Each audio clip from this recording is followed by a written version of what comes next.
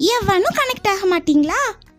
Phone call வந்தா attend பண்றீல, தொழுக எல்லாம் நேரம் ஒன்று கூப்பிடுற காலை அட்டன் பண்ணணும், இல்ல பிச்சிடுவேன்.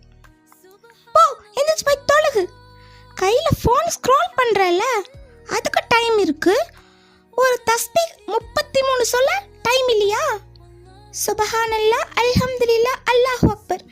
இந்த வார்த்தைகள்ல உங்க மனசுக்கு ஐஸ்கிரீம் மாதிரி இருக்கும், தெரியுமா? எங்க சொன்னாதானே தெரியும். நோன்பு வந்துருச்சு, போ இப்பவாது விதவிதமா வாங்கி வச்சிருக்கிய குரான் எடுத்து போய் தூசி தட்டி எடுத்து ஓது.